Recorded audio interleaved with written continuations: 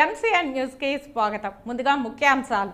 పలమనేరు నియోజకవర్గ సమగ్ర అభివృద్ధిని మొత్తం యాప్ రూపంలో పొందుపరుస్తూ తయారు చేసిన మన పలమనేరు మొబైల్ యాప్ను పార్టీ నాయకులతో కలిసి పలమనేరు నియోజకవర్గ వైఎస్ఆర్ కాంగ్రెస్ పార్టీ అభ్యర్థి మరియు ఎమ్మెల్యే వెంకటేగౌడ ప్రారంభించారు. గంగవరం మండలం బూడిదపల్లె అటవీ ప్రాంతంలో విద్యుత్ తీగలు తగిలి షాక్తో మగ ఏనుగు మృతి చెందిన సంఘటన చోటు చేసుకుంది. పొంగనూరు ఎమ్మెల్యే అభ్యర్థిగా మంత్రి పెద్దిరెడ్డి రామచంద్రారెడ్డి పండుగ వాతావరణంలో నామినేషన్ వేశారు. పెద్దిరెడ్డి రామచంద్రారెడ్డికి మద్దతుగా నియోజకవర్గం నలుమూలల నుండి సుమారు 40,000 మంది అభిమానులు, కార్యకర్తలు, నాయకులు భారీగా తరలివచ్చారు.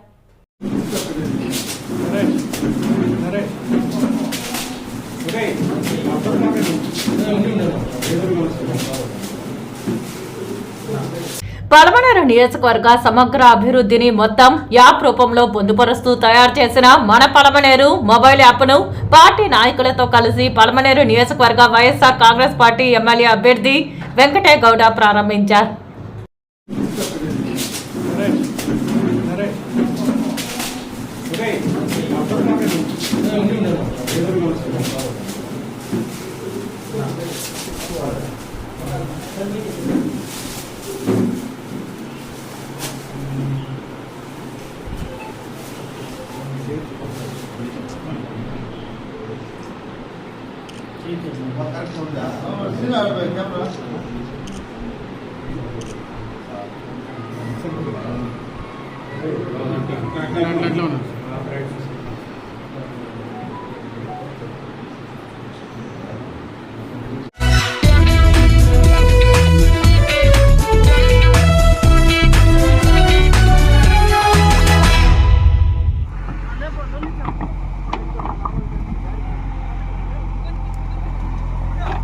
గంగవరం మండలం బూడిదపల్లె అటవీ ప్రాంతంలో మగ ఏనుగు మృతి చెందింది. విద్యుత్ తీగలు తగిలి షాక్తో గజరాజు మృతి చెందాడు.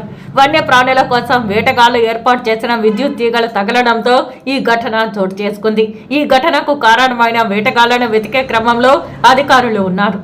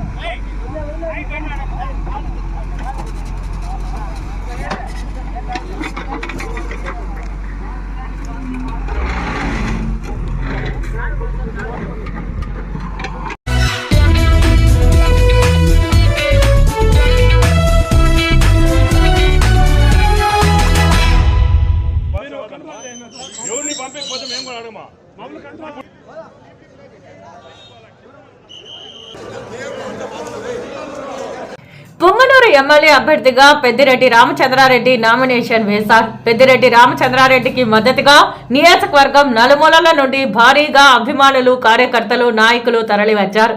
నామినేషన్ కోసం సుమారు 40,000 మంది తరలివచ్చారు. జనసంద్రంగా పొంగనూరు రోడ్లు మారాయి. ముందుగా పొంగనూరు హనుమంతరాయ దిన్నెలో కొలువైన శ్రీ ఆంజనేయ స్వామిని కుటుంబ సమేతంగా దర్శించుకున్నారు మంత్రి పెద్దిరెడ్డి రామచంద్రారెడ్డి. అనంతరం భారీ ర్యాలీతో వెళ్లి నామినేషన్ దాఖలు చేశారు.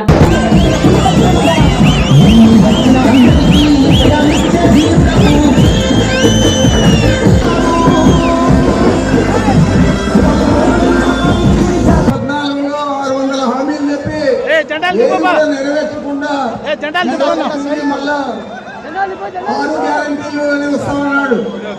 మీ భవిష్యత్తుకు నా గ్యారంటీ అంటా ఉన్నాడు. ఇతర మాటలు గతంలో మోసపోయాం, ఇప్పుడు తిరిగి మళ్ళా మనం మోసపోయే పరిస్థితి ఉండకూడదు.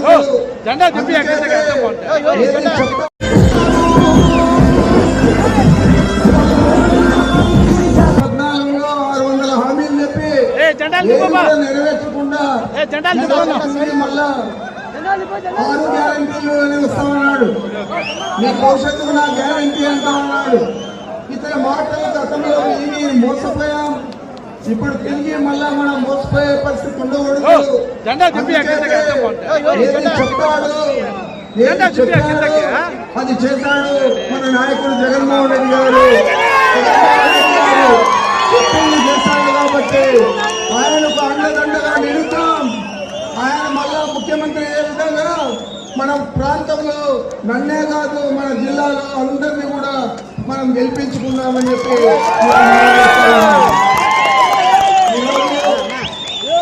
రాష్ట్రం మొత్తం మీద రాయలసీమ జిల్లాలో చూస్తూ ఉన్నారు.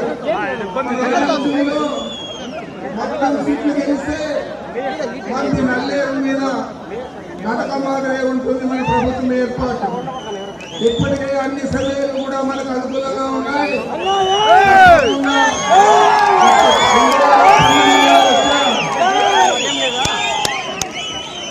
150 స్థానాల కంటే ఎక్కువ స్థానాలు మనం తెచ్చుకోగలుగుతా ఉన్నాం. మనమందరూ కూడా సైనికులుగా పనిచేయాలా జగన్మోహన్ రెడ్డి గారు చెప్తా ఉన్నారు.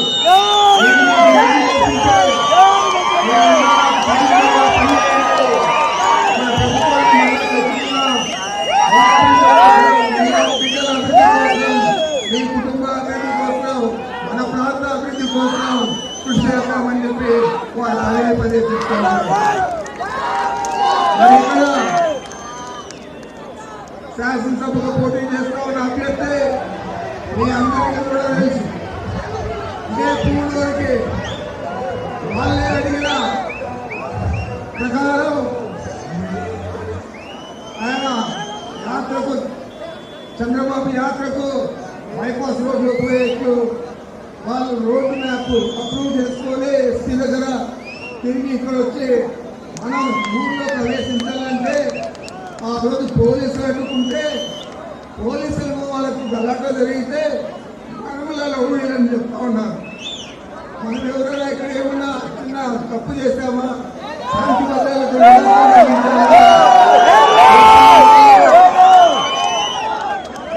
పోలీసు వాహనాలన్నీ కాల్చారు. ఒక పోలీస్ కానిస్టేబుల్ కు కన్ను కూడా పోయింది.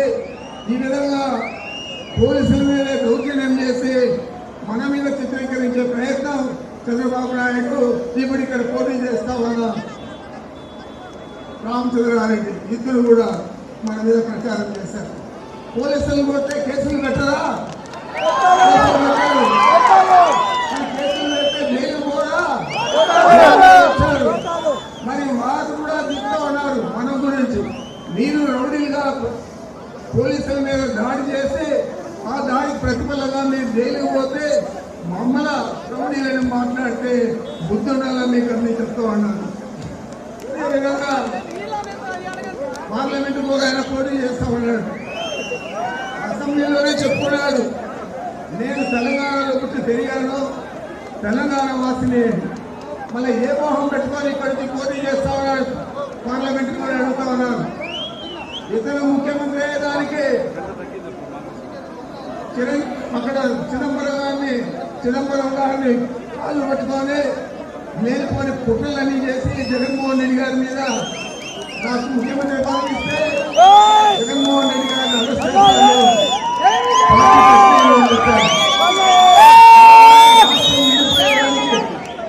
నేను సహకరిస్తాను అన్నాడు. వాళ్ళ పార్టీ ఏమో సమైక్య ఆంధ్ర పార్టీ గుర్తేమో చెప్పి మెడకేసుకోవాలి.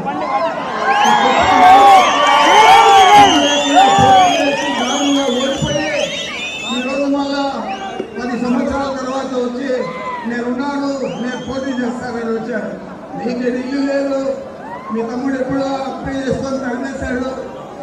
మరి నీవు కాంగ్రెస్ పార్టీని నామరూపాలు లేకుండా చేశావు.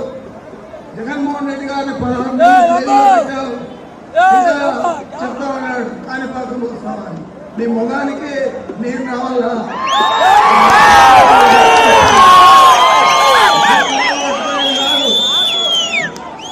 నేను చూడాలని కాళ్ళే పట్టుకోలేదు.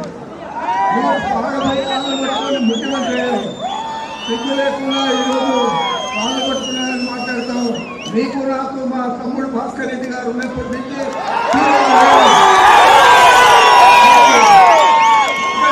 జరిగిపోయేంత నీచమైన మనస్తత్వం కలవాడినా నేను. ఈడు అవాకులు చవాకులు అవుతా ఉన్నాడు, అన్ని అబద్ధాలు చెప్తా ఉన్నాడు. ఈరోజు కాంగ్రెస్ పార్టీని సర్వనాశనం చేసి మళ్ళా బీజేపీలో పోయి పోటీ చేస్తా ఉన్నాడు. సిగ్గాలా ఉందా నీకు కూడా అడుగుతా ఉన్నాను.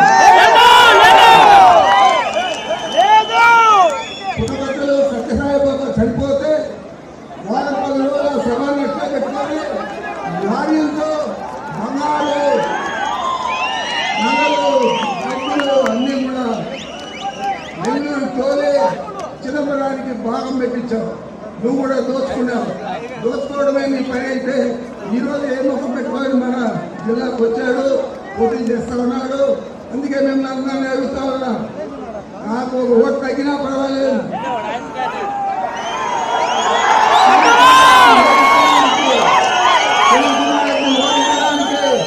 అందరూ నడవడించే అతనికి డిపాజిట్ చేయకుండా చేయాలని చెప్పి